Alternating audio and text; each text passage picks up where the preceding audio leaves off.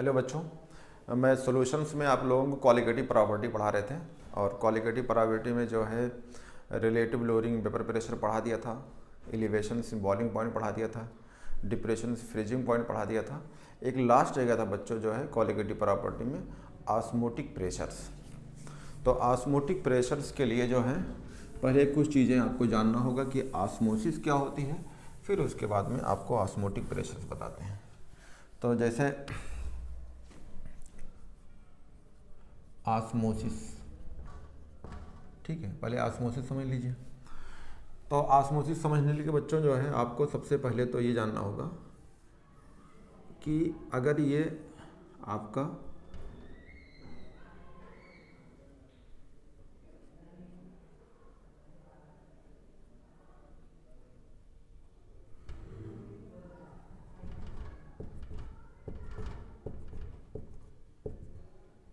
मान लो ये pure solvent है और इधर जो है आपका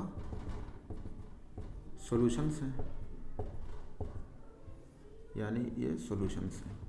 सॉल्यूशंस का मतलब इसमें जो है नॉन वोलेटाइल सोल्यूट मिला होगा और ये जो बीच की पार्ट है इसको बोलते हैं एसपीएम। एसपीएम क्या होता है? एसपीएम एक सेमी परमेबल मेम्ब्रेन्स होती है जो इसमें से जो है सिर्फ सॉल्वेंट मॉलिक्यूल को पास होने देती है। तो ये जो है एसपीएम जो होता है सेमी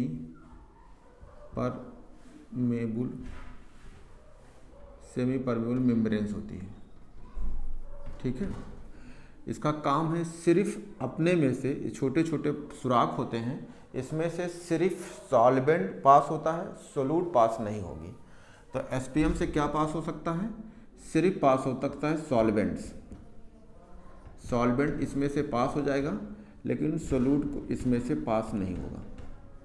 यानी ऐसे छोटे सुराख होते हैं केवल सॉल्वेंट इसमें से एसपीएम से जा सकता है। अब होता क्या है, अब अगर ये सॉल्वेंट है और ये आपका सॉल्यूशंस है तो आप समझ सकते हैं कि इसमें जो है कुछ ना कुछ सोल्यूट मिला होगा। तो होगा क्या, अगर आप ऑस्मोसिस की बात कहते हैं तो ऑस्मोसिस का मतलब क्या होता है कि सॉल्वेंट मॉलिक्यूल पास होगा इस एसपीएम से, ठीक है। कहाँ से? From lower concentration to higher concentrations. यानी कह सकते हैं सॉल्वेंट मूव फ्रॉम, ठीक है, lower concentration to higher concentration through SPM is known as osmosis. तो ऑस्मोसिस का मतलब है कि पहली बात तो आप ये जान लीजिए कि एसपीएम क्या हो सकते हैं। तो एसपीएम जो है एग्जाम्पल के तौर पे जैसे पिग मेम्ब्रेन्स होते हैं, ठीक है, या गोट्स मेम्ब्रेन होते हैं, पिग्स मेम्ब्रेन कह सकते हैं। पर्चमेंट पेपर होता है, पर्चमेंट जो होता है पेपर होता है, ठीक है। एक होता है सिलोफेन जो आर्टिफिशियल बन जाती है, इसे कहते हैं सिलोफेन। ये जो होती है सिंथेसिस करके बनाई जाती है, यानी सिंथेटिक होती है। ये आर्टिफिशियल गोड मेम्ब्रेन है, पिग मेम्ब्रेन है, ये जो है एसपीएम करते हैं, यानी एसपीएम कहलाते हैं। क्योंकि इसमें से क्या है कि अगर आप यहाँ पिग मेम्ब्रेन लगा दीजिए, पर्चमेंट पेपर लगा देंगे बच्चों, तो इसमें से सॉल्वेंट पास करेगा, ठीक है। लेकिन एक चीज़ ध्यान दीजिएगा, अगर ये मैक्सिमम सॉल्वेंट अगर इधर से पास हो रहे हैं, इसमें से जा रहे हैं, तो आप ध्यान दीजिएगा कुछ ना कुछ हो सकता है इधर से 100 सॉल्वेंट के मॉलिक्यूल जा रहे हैं, हो सकता है 1-2 इधर भी जा रहे होंगे, ठीक है। तो आप कह सकते हैं इसको मतलब है कि आपको नेट फ्लो कहना पड़ेगा, रिजल्टेंट कहना पड़ेगा, ठीक है। तो ऑस्मोसिस का डिफिनेशन जान लीजिए, ऑस्मोसिस क्या होती है। क्योंकि ये तो बात सही है कि सॉल्वेंट जो है मान लो इधर से 100 मॉलिक्यूल जा रहे हैं, हो सकता है 1-2 वाटर मॉलिक्यूल इधर भी आ रहे होंगे, तो आपको नेट या रिजल्टेंट कहना पड़ेगा। कहेंगे net flow solvent molecules, the solvent molecule from lower concentrations to higher concentration through SPM is known as osmosis, ये कह सकते हैं। यानी बच्चों ये क्लियर हो गया कि आपको पता है कि सॉल्वेंट ही पास करेगा, लेकिन ये आप ध्यान दीजिएगा, अगर इधर से अगर 100 मॉलिक्यूल जा रहे हैं तो 1-2 इधर से क्रॉस करेंगे, यानी रिजल्टेंट बोलना पड़ेगा। Net flow the solvent molecule from lower concentration to higher concentration is known as osmosis.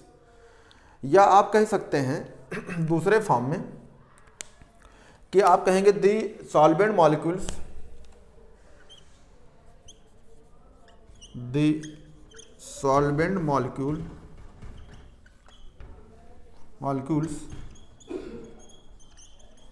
always flow from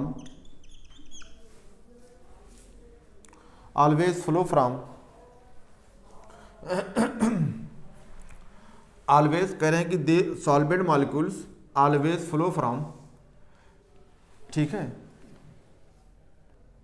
ये भी कह सकते हैं the solvent molecule always flow from dilute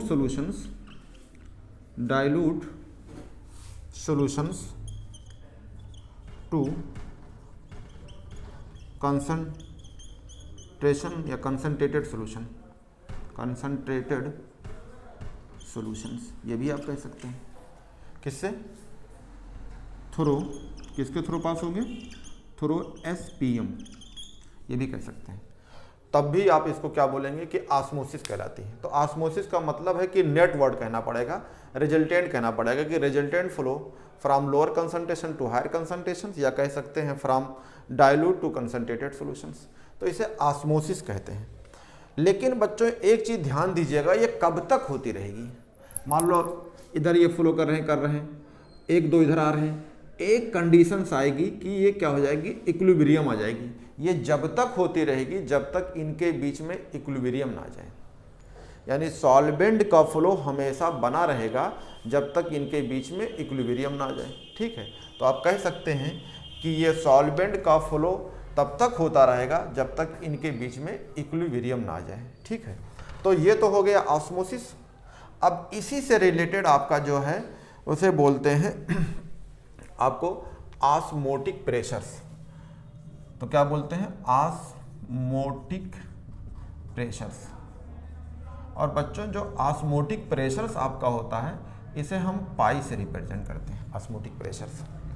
अब होगा क्या, क्योंकि ये सॉल्वेंट मॉलिक्यूल फ्लो कर रहा था, ठीक है, यानी lower concentration to higher concentration इधर जा रहा था, या डाइल्यूट से कंसंट्रेटेड की तरफ जा रहा था।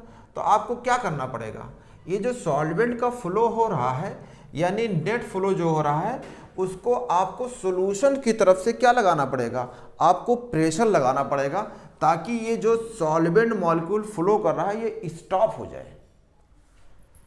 तो आपको कहाँ करना पड़ेगा, जैसे मान लो रिजल्टेंट इधर जा रहा है तो आपको इधर लगाना पड़ेगा। तो आप जब इधर प्रेशर लगाएंगे, इतना प्रेशर आप लगा दीजिए कि ये सॉल्वेंट मॉलिक्यूल जो फ्लो कर रहे हैं ये स्टॉप हो जाए।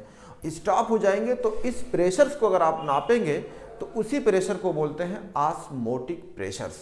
तो बच्चों ऑस्मोटिक प्रेशर्स का मतलब ये हो गया कि net flow the solvent molecule from lower concentrate to higher concentrations stopped by the external pressures applied from solution sides। अगर जो सॉल्यूशंस बना है सॉल्यूशन के तरफ से अगर आप प्रेशर लगा देते हैं और ये सॉल्वेंट का फ्लो रुक जाए तो इस प्रेशर्स को कहेंगे ऑस्मोटिक प्रेशर्स। तो बच्चों अब आपको जो है बताने जा रहा हूँ ऑस्मोटिक प्रेशर्स, और ये ऑस्मोटिक प्रेशर्स बहुत ज़रूरी है। तो अब आप जो है ऑस्मोटिक प्रेशर्स के बारे में जानिए। तो बच्चों आपको ऑस्मोटिक प्रेशर बताने जा रहे हैं, तो मैं पहले डायग्राम से आपको समझाता हूँ। ऑस्मोटिक प्रेशर्स ये रहा, ठीक है। यहाँ पे मैं SPM लगा देता हूँ, ये सेमी परमेबल मेम्ब्रेन्स है, SPM। तो ये जो है आपका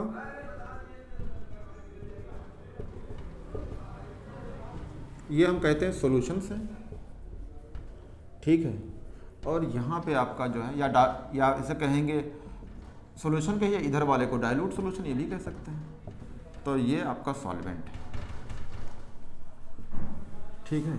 आप ऐसे भी कह सकते हैं बच्चों कि एक तरफ जो है आप यहाँ कंसंट्रेट सॉल्यूशन कह दिए, इसे डाइल्यूट कह सकते हैं, या सॉल्वेंट या सॉल्यूशन कह लीजिए। और इसमें जो है ये है। तो अब आप देखिए ऑस्मोटिक प्रेशर्स, तो यानी जो एटमॉस्फेरिक प्रेशर होगा, यानी पी एटमॉस्फेरिक प्रेशर, यानी इस पे लग रहा होगा, और यहाँ पे भी पी एटमॉस्फेरिक प्रेशर लग रहा होगा। यानी कोई डिब्बा है या कोई है तो उस पर कुछ ना कुछ तो एटमॉस्फेरिक प्रेशर होगा, ये रहा। और यहाँ पे आप क्या देख रहे हैं, ये आप देख रहे हैं कि ये आपका सॉल्यूशंस है और ये सॉल्वेंट है। तो देखो ये होगा क्या कि यहाँ से जो है सॉल्वेंट मॉलिक्यूल इसमें आएंगे, इसमें फॉलो करेंगे, ये फॉलो करेंगे, ये फॉलो करेंगे। हो सकता है कि इधर से मान लो 20 अगर सॉल्वेंट आ रहे हैं तो हो सकता है 1-2 इधर से भी जा रहे हैं। ऐसा भी होता है कि नहीं खाली उधर से आएंगे, इसीलिए नेट या रिजल्टेंट वर्ड कहते हैं। तो अभी क्या कह रहे थे कि अगर ऐसा हो रहा था कि नेट फ्लो हो रही है, सॉल्वेंट मॉलिक्यूल फ्रॉम डाइल्यूट, या कहेंगे इधर से इधर आ रही है, या कहेंगे डाइल्यूट टू कंसंट्रेटेड जा रही है, या lower concentration to higher concentration जा रही है, तो ऑस्मोसिस हो गई। अब इस एसपीएम के थ्रू जो जा रहा है उसको क्या कर दीजिए, रोक दीजिए। तो प्रेशर किधर लगाना पड़ेगा, इधर पे आपको प्रेशर लगानी पड़ेगी। और मान लो कि आपने इधर से पाई प्रेशर लगाया कि ये सॉल्वेंट मॉलिक्यूल जो रिजल्टेंट आ रहे थे उसको आपने स्टॉप कर दिया, यानी रोक दिया। तो किस साइड लगानी पड़ेगी, तो आपको लगाना पड़ेगा सॉल्यूशन के साइड में लगाएंगे, तभी उधर वाले सॉल्वेंट वाले मॉलिक्यूल स्टॉप होंगे। तो ये ध्यान दीजिएगा कि आपको जो है एक्स्ट्रा प्रेशर लगानी पड़ेगी। और जब एक्स्ट्रा प्रेशर लगाएंगे तो इधर से आ रहा था, इधर से आ रहे थे पानी यानी वाटर आ रहे थे, आपने रोक दिया, इधर से लगाया रुक गया। आप जो प्रेशर होगा इसी प्रेशर को आपको क्या बोलेंगे, ऑस्मोटिक प्रेशर्स। तो आपको ऑस्मोटिक प्रेशर की डिफिनीशन बता देता हूं। तो बच्चों ये आपका डिफिनीशन है कि if some extra pressure is applied, क्या किया आपने प्रेशर लगाया, on the solution side flow the solvent molecules through SPM can stops, यानी आपने सॉल्यूशन साइड में आपने प्रेशर लगाया और इधर जो नेट फ्लो हो रही थी सॉल्वेंट मॉलिक्यूल का उसको आपने क्या कर दिया, स्टॉप कर दिया। तो इसी को क्या बोलते हैं, ऑस्मोटिक प्रेशर्स। और आप जानते हैं कि ऑस्मोटिक प्रेशर क्या है, एक तरह का ये कॉलिगेटिव प्रॉपर्टी है। तो कह सकते हैं कि osmotic pressures, osmotic pressure is a qualitative property, qualitative property। अगर ये qualitative properties है तो इसका मतलब ये किस पे डिपेंड करेगी, सिर्फ नंबर पे, कहेंगे and it depends on the number of solute particle and not the natures, यानी नेचर पे डिपेंड नहीं करेंगे, यानी वो क्या है, ग्लूकोज है, ठीक है, यूरिया है, ठीक है, सुक्रोज है, इससे कोई मतलब नहीं है। उसके पार्टिकल पे डिपेंड करती है, नंबर पे डिपेंड करती है, किससे वो बनी है, उसके नेचर पे डिपेंड नहीं करेंगे। तो अब बच्चों ये रहा आपका सिंपल तरीके से, एक बार फिर आपको समझा देते हैं। ऑस्मोसिस का मतलब क्या होता है कि आपने कोई सॉल्यूशंस बनाया है, एक डाइल्यूट है, एक कंसंट्रेटेड है, तो ये देखा गया है कि रिजल्टेंट फ्लो जो होगी solvent molecule from dilute to concentrated की तरफ होगा। ये हो गया थ्रू एसपीएम, तो इसे बोलते हैं कि ऑस्मोसिस है। अब यही जो ऑस्मोसिस हो रही थी, एक तरफ सॉल्यूशन है, इसका मतलब इसमें नॉन वोलेटाइल सॉल्यूट पर मिला होगा, और एक तरफ का सॉल्वेंट है। आप ये भी कह सकते हैं कि ऐसे दो सॉल्यूशन बनाइए, एक डाइल्यूट हो, एक कंसंट्रेटेड हो, तो इसमें क्या होगा, इसमें जो है सॉल्वेंट मॉलिक्यूल फ्लो करेंगे, इधर से तो करेंगे, हो सकता है 1-2 इधर से भी करें, तो आपको रिजल्टेंट बोलना पड़ेगा, net flow the solvent molecule from lower concentration to higher concentration. ये सॉल्वेंट मॉलिक्यूल फ्लो कर रहे थे, तो आप सॉल्यूशन की तरफ से आप प्रेशर लगाइए, जब प्रेशर लगाएंगे सॉल्वेंट मॉलिक्यूल रुक गया, अब वो जो है फ्लो नहीं करेगा, उसी प्रेशर को हम बोलते हैं ऑस्मोटिक प्रेशर, और वही ऑस्मोटिक प्रेशर क्या होती है, कॉलिगेटिव प्रॉपर्टी होती है। अब ये चीज़ अगर आप कहीं पे देखेंगे तो अब ये चीज़ क्लियर हो गया। तो आओ इसके बारे में कुछ फार्मूला होता है उसके बारे में जान लें। जैसे ये रहा, आप पढ़ते हैं कि ये ऑस्मोटिक प्रेशर, तो osmotic pressure is directly proportional, क्योंकि आपने किस साइड लगाया है, आपने सॉल्यूशन साइड लगाया है, तो सॉल्यूशन में क्या होगा, सोल्यूट प्लस सॉल्वेंट होगा। तो इसका मतलब osmotic pressure is directly proportional होगी किसके, मोलेरिटी के, ये मोलेरिटी के, ठीक है। या आपको कह सकते हैं मोलर कंसंट्रेशंस को, और मोलर कंसंट्रेशंस को हम लोग C से कहते हैं यहाँ पे। और अगर टेम्परेचर कोई होगा तो वो टेम्परेचर दिया होगा, टेम्परेचर गिवन होगा, एट ए गिवन टेम्परेचर कह सकते हैं, एट ए गिवन टेम्परेचर। अगर टेम्परेचर दिया होगा तो टेम्परेचर की भी डायरेक्टली प्रोपोर्शनल होगी, यानी कह सकते हैं पाई डायरेक्टली प्रोपोर्शनल, ठीक है। तो ये प्रोपोर्शनल हटाएंगे तो क्या आएगा, पाई इक्वल टू, जब प्रोपोर्शनल हटाएंगे तो प्रोपोर्शनल हटेगा तो उसका नाम होता है सोल्यूशन कांस्टेंट, यानी R, और बोलेंगे C, बोलेंगे T। अगर इसको सही सही लिखोगे तो ऐसे लिखते हो पाई इक्वल टू CRT, ये रहा, ये हो गया बच्चों। पाई तो आपको पता हो गया, पाई क्या है, ऑस्मोटिक प्रेशर से। C क्या है, ये मोलरिटी है, और मोलरिटी क्या होती है, मोल अपान लीटर होती है। आपको पता है कि अगर आपसे पहुँचे क्या है तो C क्या होती है, नंबर ऑफ सोल्यूट का मोल, यानी मोल जो होगा वो सोल्यूट का होगा, अपान आप समझ सकते हैं मोल लीटर ऑफ सॉल्यूशंस में। तो ये हो सकती है कंसंट्रेशन कहलाती है, इसे बोलते हैं मोलर कंसंट्रेशंस, मोलर कंसंट्रेशंस, इसी को हम लोग मोलरिटी कहते हैं। और मोलरिटी का मतलब पता है, मोलरिटी बराबर क्या होता है, number of mole of solute upon volume in solutions, volume of solutions किस में होगा, ये लीटर में होता है। ये चीज़ हो गया। R क्या है बच्चों, R का मतलब ये है कांस्टेंट, और इस कांस्टेंट को हम लोग बोलते हैं, R जो होती है ये सॉल्यूशंस कांस्टेंट होती है। क्या होती है, सॉल्यूशंस कांस्टेंट होती है। और T क्या होता है, टेम्परेचर होती है, जी होती है, टेम्परेचर होती है। और टेम्परेचर को हम लोग किस में लेते हैं, केल्विन में लेते हैं।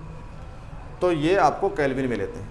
तो अगर आपको देखा जाए कि R के बारे में, तो R के बारे में आप जान सकते हैं क्या रहता है R की। आप तो पहली बात इसको जो है आपकी R को अगर देखना चाहते हैं तो ये रहा। तो अगर आप R इक्वल टू क्या कहेंगे, R इक्वल टू कहेंगे पाई अपान C इंटू टी, ये रहा। तो R की वैल्यू जो है आप निकाल सकते हैं, किस में होगी, तो अगर आपकी वैल्यू निकालना चाहें तो निकाल सकते हैं। R की वैल्यू होती है 0.08, ठीक है। किस में लेंगे, क्योंकि देखो यहीं से निकल के आएगी, तो इसका यूनिट क्या होती है, ये तो आपका हो जाएगा, इसको सॉल्व कर लेंगे। पाई इक्वल टू क्या हो जाएगी, C इक्वल टू होता है N/V इंटू टी, तो ये हो जाएगा एटमॉस्फेयर, और ये जाएगा लीटर, तो ये होगा लीटर। उसके बाद क्या होगा, मोल इनवर्स, ये, तो ये यूनिट हो जाएगी। अब ये डिपेंड करता है बच्चों कि अगर R की बात अगर हम करते हैं तो इस R को जो है आपको है अपने हिसाब से चेंज कर सकते हैं। अगर प्रेशर के अनुसार से अगर आपको चेंज किया जाए तो इसको आप चेंज कर सकते हैं। तो ऑस्मोटिक प्रेशर जो है पाई इक्वल टू CRT। आपको मैंने R की यूनिट बता दिया कि जो है R की यूनिट कितना होगी, मतलब यूनिट क्या है और कितना लेंगे, ये बताया था बच्चों। अब जैसे मान लो चेंजिंग हो प्रेशर को, जो है आपको देखना होगा कि क्वेश्चन में प्रेशर किस फॉर्म में दिया है।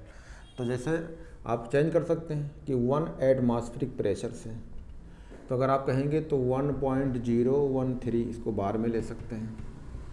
इसको अगर mmHg में लेना है तो 760 mmHg में चेंज कर सकते हैं, या फिर इसको पास्कल में चेंज कर सकते हैं, ठीक है, या पास्कल में ले सकते हैं 1.013 इंटू 10⁵ पास्कल ले सकते हैं।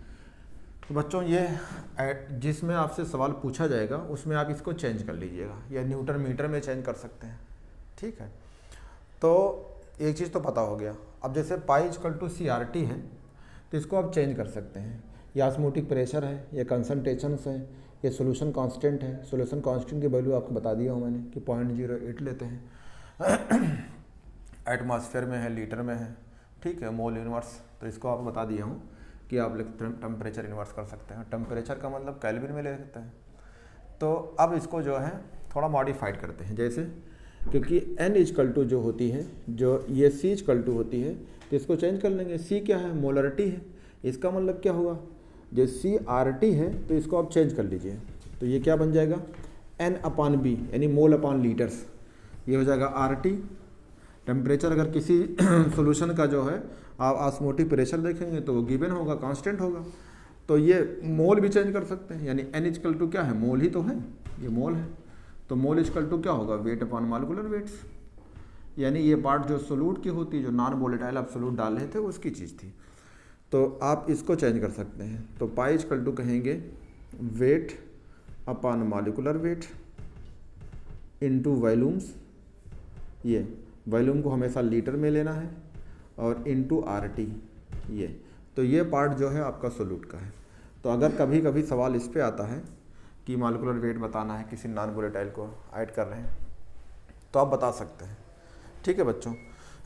एक्चुअली जो है सवाल आया है ना, ये एकदम देखिए PV इजकल टू nRT पढ़ा था आपने, तो जो PV इजकल टू nRT है ये गैस के लिए, ये गैस इक्वेशन था।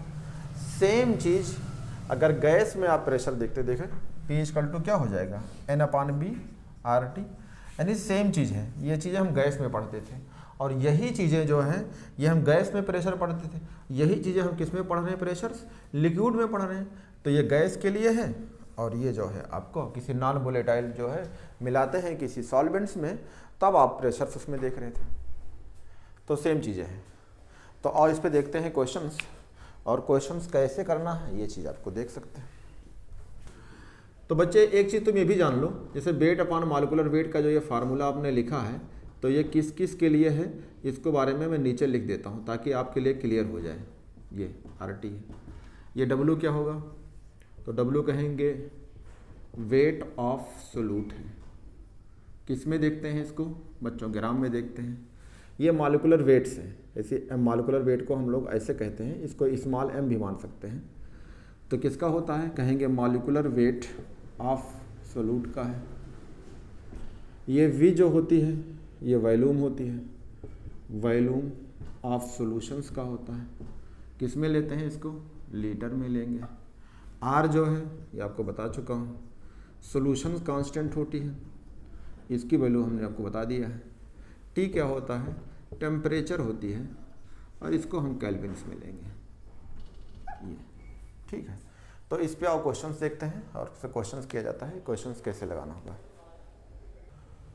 तो बच्चों ये जो है NCERT एग्जाम्पल है 2.11, तो आप देखते हैं, कह रहा है कि 200 सेंटीमीटर क्यूब्स यानी वॉल्यूम दिया है। तो आपका जो वॉल्यूम दिया है, जितना दिया है उसको नोट कर लीजिए, फिर क्वेश्चन आराम से लग जाएगा। तो V इजकल टू दिया है 200, ये अगर ये DM क्यूब होता तो इसका मतलब लीटर के बराबर है, तो इसको आप चेंज कर लीजिए। तो यहाँ पे अगर आप इसे 1000 से डिवाइड कर देंगे तो ये हो जाएगा आपको 0.2, ठीक है। अब ये बन जाएगा लीटर में, तो आपको जो है सेंटीमीटर क्यूब को आपको चेंज करना था, तो आपने चेंज कर लिया। कह रहा है कि ऑफन ये प्रोटीन्स कंटेनिंग इतना ग्राम, कोई प्रोटीन है, कितना दिया है? 1.26 ग्राम, ये प्रोटीन दिया है। Of the osmotic pressure of such solutions, ठीक है। तो अगर आप देखेंगे, करा दी protein of osmotic pressure of such solution at 300 kelvin is to found to be, ये दिया बार, यानी प्रेशर दिया है, ऑस्मोटिक प्रेशर है नहीं पाई, 2.57 इंटू 10⁻³ बार दिया है, ठीक है। कैलकुलेट दी मोलर मास, यानी स्मॉल m पूछ रहा है। बहुत सिंपल सा है, कुछ करने नहीं है, आपके पास जो फार्मूला है उस पर रख दीजिए।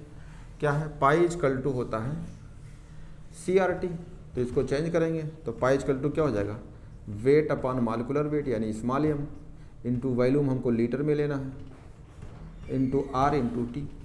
तो देखो आपने चेंज कर लिया, क्योंकि हमें पाई दिया है, ऑस्मोटिक प्रेशर दिया है 2.57 इंटू 10⁻³ बार, वेट दिया है आपका, वो दिया है 1.26 ग्राम, मॉलिक्यूलर वेट हमको निकालना है। वॉल्यूम को हमने सेंटीमीटर क्यूब था, इसको डीएम क्यूब बना लिया या लीटर में चेंज कर लिया, तो ये हो गया 0.2 लीटर्स इनटू आर की वैल्यू आपको पता है कि आपको चाहे जिसमें चेंज करना उसमें कर सकते हैं, क्योंकि ये जो चीज़ें आपको दी हुई थी वो किस में दी बार में दिया है, तो आपको बार में ही रखना होगा। तो 0.08 ठीक है लिख सकते हैं, क्योंकि आप जो है जो यूनिट होगी 0.08 एटमॉस्फेयर ठीक है, लीटर टेम्परेचर इनवर्स और मोल इनवर्स, तो एक एटमॉस्फेयर इक्वल टू होता है 1.013 बार, तो इसका मतलब कोई ज़्यादा फर्क नहीं पड़ेगा, तो मैंने वही चीज़ को डायरेक्ट रख लिया है। और टेम्परेचर दिया है ये आपका T इक्वल टू दिया है 300 केल्विन, तो आप 300 कर लीजिए ठीक है। इसको सॉल्व कर लीजिए, सॉल्व करेंगे तो जो है m को इधर ले लीजिए, तो m इक्वल टू हो जाएगा 1.26.08 into 300 divide by 2.57 into 10⁻³ into 0.2। ये अगर इसको सॉल्व करना चाहते हैं तो सॉल्व कर लीजिए, यहाँ से 2 जीरो हटेगा, ये हट जाएगा। जब आप इसको 3 को ऊपर लेके जाएंगे ठीक है, और यहाँ से भी आप चेंज कर सकते हैं, यहाँ से 1 पॉइंट हटेगा, 1 जीरो ये 1 जीरो यहाँ बढ़ा देंगे, ये हो जाएगा। तो ये आप ऊपर ले जाएंगे तो ये आपका प्लस हो जाएगा, और ये 1 जीरो यहाँ से काट सकते हैं, ये 4 से काट सकते हैं, तो ये आपका हो जाएगा m equal to 126 into 4 into 3, ऊपर आप इसको ले जाएंगे तो 10⁻³ और हो जाएगा, डिवाइड बाई कितना जगह 257। अभी भी आप करना चाहे तो काट लीजिए ठीक है। अगर आप इसको काटते हैं तो m की वैल्यू जो है आपको जो है 61038 इतना आ जाएगी, 61038 ठीक है ग्राम पर मोल। इसको सॉल्व करिएगा, ये वैल्यू आ जाएगी ठीक बच्चों। तो ऐसे ही क्वेश्चंस आपको लगाने होंगे और जो है इसी तरह क्वेश्चंस आते हैं। तो आगे चलते हैं, तो इसको मिटा देता हूँ और 1-2 टर्म्स और रह गए हैं। जैसे आप समझ सकते हैं कि आइसोटॉनिक कब कहेंगे, आइसोटॉनिक्स, तो इसका मतलब क्या होगा, 2 सॉल्यूशंस होंगे, 2 सॉल्यूशन होंगे, उसके बीच में क्या लगे होंगे, सेमी परमेबल मेम्ब्रेन्स। तो उसमें देखा जाए कि दोनों सॉल्यूशंस, जैसे मतलब 2 सॉल्यूशंस हैं उनके बीच में सेमी परमेबल मेम्ब्रेन लगा है, तो इस सॉल्यूशन और इसका, यानी इसका मतलब क्या हो, आइसोटॉनिक का मतलब ऑस्मोटिक प्रेशर इक्वल हो जाए। तो आइसोटॉनिक का मतलब होता है कि अगर एक सॉल्यूशन का ऑस्मोटिक प्रेशर P1 है तो दूसरे का भी बराबर हो जाए। तो आइसोटॉनिक का मतलब होता है जब 2 सॉल्यूशंस के ऑस्मोटिक प्रेशर्स इक्वल हो जाए तो इसे आइसोटॉनिक कहते हैं। अब अगर ये बराबर होगा तो इसको सॉल्व कर सकते हैं, तो ये क्या हो जाएगा, ऐसे कहें C1RT और इसे कहेंगे C2RT, ये भी कह सकते हैं। तो इसका मतलब क्या है भाई, ये अलग सॉल्यूशंस हैं और ये अलग सॉल्यूशन है, लेकिन ऑस्मोटिक प्रेशर बराबर है, तो दोनों कंसंट्रेशन क्या हो जाए, दोनों कंसंट्रेशन भी सेम हो जाए, तो ये भी बराबर, तो ये तो फिक्स है। तो इसका मतलब एक पॉइंट तो ये हो गया कि दोनों के जो है प्रेशर बराबर हों, या फिर कह सकते हैं दोनों के कंसंट्रेशंस भी इक्वल हो जाएं। ऑस्मोटिक प्रेशर्स का मतलब हो गया या तो प्रेशर बराबर हो या फिर जो है कंसंट्रेशंस बराबर हो जाए। तो ऑस्मोटिक प्रेशर्स इस चीज़ कह सकते हैं। और एक तो होता है हाइपोटोनिक और एक होता है हाइपरटोनिक्स। अगर ये आइसोटोनिक है तो दूसरा एक होता है हाइपोटोनिक्स, हाइपोटोनिक सॉल्यूशंस, और एक होता है हाइपरटोनिक सॉल्यूशंस, हाइपरटोनिक सॉल्यूशंस। इसका मतलब क्या, मान लो एक का सॉल्यूशंस का ऑस्मोटिक प्रेशर P1 है और दूसरे P2 है, मतलब 2 सॉल्यूशन अलग बने हैं और एक का P1 है एक का P2 है, तो आप कह सकते हैं कि पहले वाला का सॉल्यूशंस का ऑस्मोटिक प्रेशर कम है, दूसरे ज़्यादा होगा, तो इसका मतलब पहले वाला हाइपोटोनिक है। तो कहेंगे P1 इज ऑस्मोटिक प्रेशर कम हो P2 से। हाइपरटोनिक है, इसका मतलब है पहले वाले का अगर ऑस्मोटिक प्रेशर ज़्यादा हो दूसरे वाले से, तो दो सोल्यूशनों से कंपेयर कर सकते हैं कि कौन हाइपरटोनिक और कौन हाइपोटोनिक्स। हाइपो मीन्स कम और हाइपर मीन्स ज़्यादा। तो हाइपोटोनिक का मतलब है कि ऑस्मोटिक प्रेशर पहले सोल्यूशन कम हो दूसरे वाले को ज़्यादा हो। अगर हाइपर कहते हैं तो इसका ज़्यादा होगा उसको कम होगा। तो ये हाइपर और हाइपोटोनिक्स वर्ड आप यूज कर सकते हैं, लेकिन इस पे सवाल आता है तो इसके क्वेश्चन देख लेते हैं। तो इसको मिटा देता हूँ। बाकी ये सब नीचे वाली चीज़ें बायोलॉजी में खूब पढ़ते होंगे। तो आओ देखते हैं इसका जो है क्वेश्चंस। तो क्वेश्चंस जो है अक्सर जो है आता रहता है, तो मैं क्वेश्चंस ले लेता हूँ और क्वेश्चंस इसको आपको मैं कराता हूँ। तो बच्चों एक क्वेश्चन से करा है, ये 5.25% सोल्यूशन ऑफ ये substance is isotonic with 1.5% solution of urea, molar mass दिया है 60, करा है in this same solvent if the density of both the solutions are assume to be equal, यानी 1.0 gram centimetre cube, centimetre inverse cube, करा molar mass of the substance will be. तो इसका मतलब क्या है, आइसोटोनिक है यानी ऑस्मोटिक प्रेशर बराबर होगा। तो इसका मतलब पाई 1 बराबर क्या हो गया पाई 2 के। तो आप कहेंगे पाई 1 बराबर क्या है C1 RT, ये कहेंगे C2 RT। तो ये दोनों तो सेम है, कांस्टेंट होगी। तो क्या कहें C1/C2, तो इसको क्या बोलेंगे weight upon molecular weights into volumes, आपको लीटर में लेना है, कहेंगे weight upon molecular weights, volume आपको लीटर में लेना होगा। तो वेट दिया है, कह रहा है इतना परसेंट सोल्यूशन ऑफ ये, तो इसका मतलब W दिया है। तो कितना दिया है 5% जो होता है वो W दिया है, तो इसका W दिया है तो 5.25 अपान मॉलिक्यूलर ऑफ ये सब्सटेंस आइसोटोनिक 20 इतना। तो इसका मॉलिक्यूलर वेट पूछ रहा है और दूसरे वाले का मॉलिक्यूलर वेट दिया है, तो यानी M। अब वॉल्यूम जो है परसेंटेज होता है 100 में, तो यानी 100 ml होगा। तो इसको अगर हम 1000 से डिवाइड करेंगे 1000 से, तो ये क्या बन जाएगा 0.1 लीटर। ठीक है, तो ये आपका 0.1 आ जाएगा लीटर में।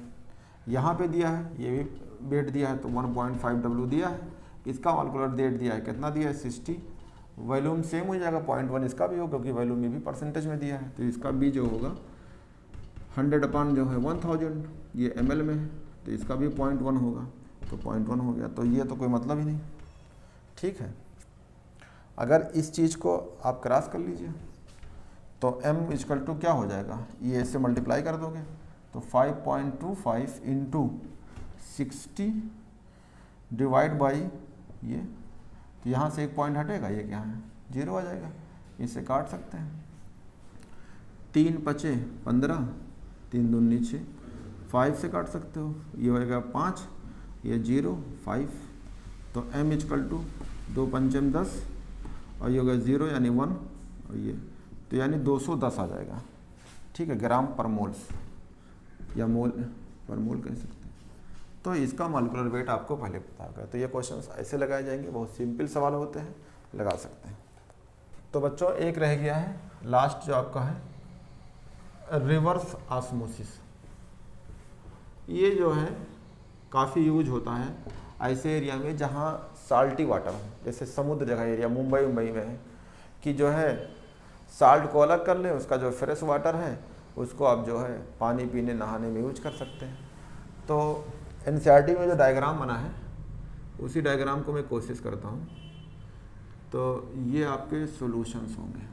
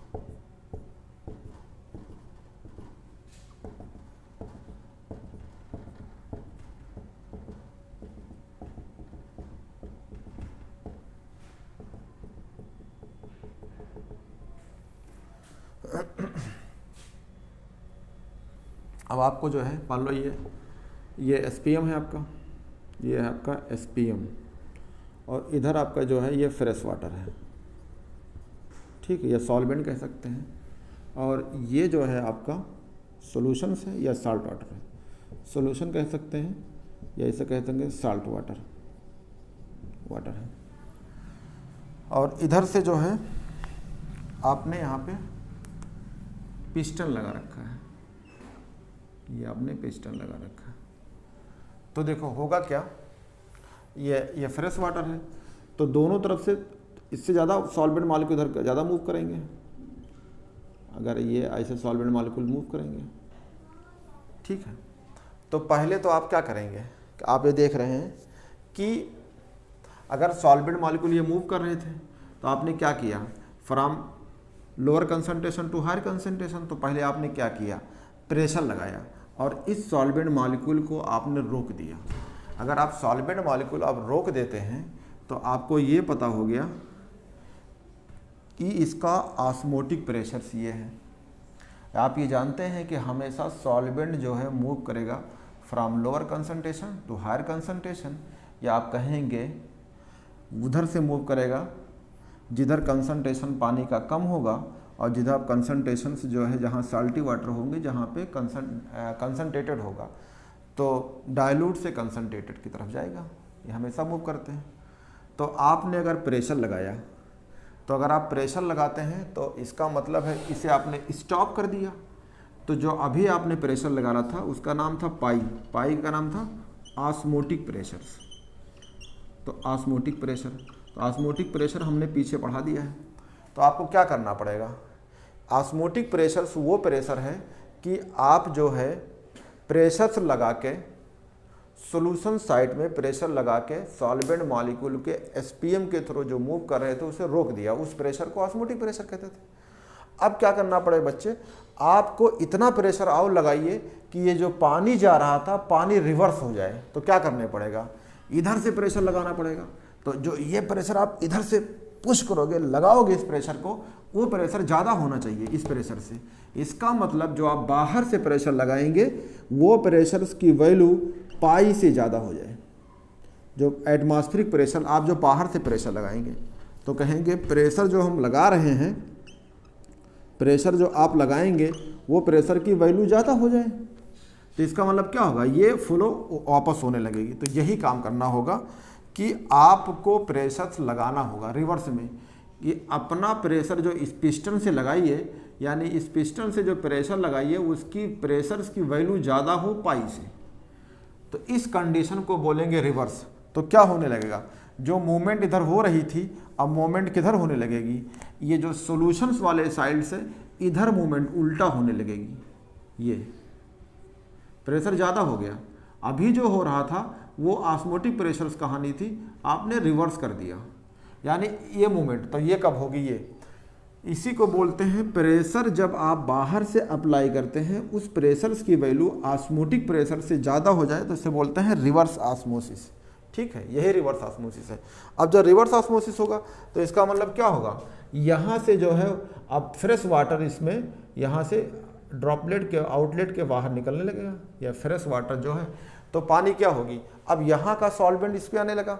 तो ये साल्ट है ही है, मान लो साल्टी चीज़ें हैं, ज़्यादा नमक है, तो फ्रेश पानी आएगा तो इस पानी इसको यूज भी कर सकते हैं, और जिसमें जो सॉल्वेंट है इसको आपको नहाने में पीने में यूज कर सकते हैं। तो पानी जो है ये वाटर जो है बाहर आने लगेगी, आउटलेट कह सकते हैं।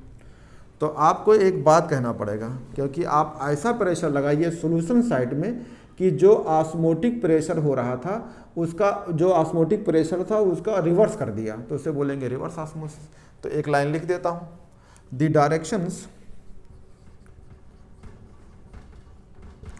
Directions of osmosis can be reversed if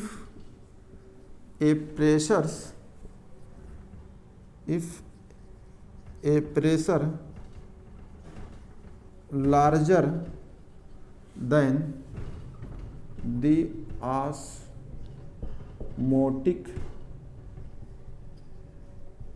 pressures is applied, यानी जो ऑस्मोटिक प्रेशर से ज़्यादा प्रेशर आप अप्लाइड कर दीजिए। कह रहा है कि reverse if the pressure is larger than osmotic pressure is applied, ठीक है, किधर, to the solution side.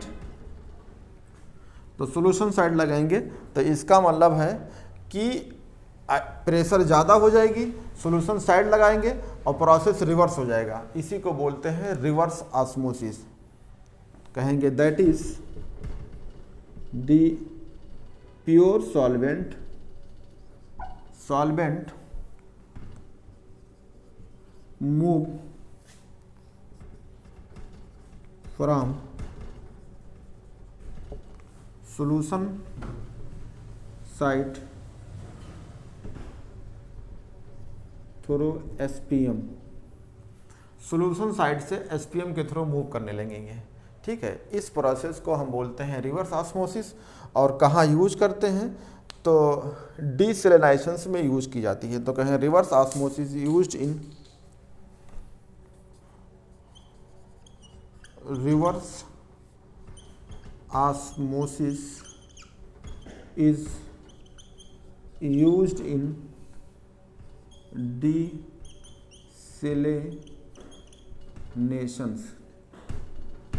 DESALINATI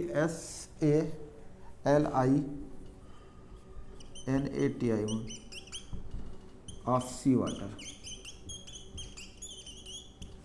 डीसैलिनेशंस of sea water, यानी जहाँ समुद्री जगह होती है उसको पानी को आप इस्तेमाल कर, जैसे मुंबई में है, क्या करेंगे, पानी को आप ले लीजिए और उस पानी से जो है साल्ट निकाल लीजिए, नमक निकाल लीजिए और जो उसके पानी है उसको पीने में यूज में इस्तेमाल कर सकते हैं।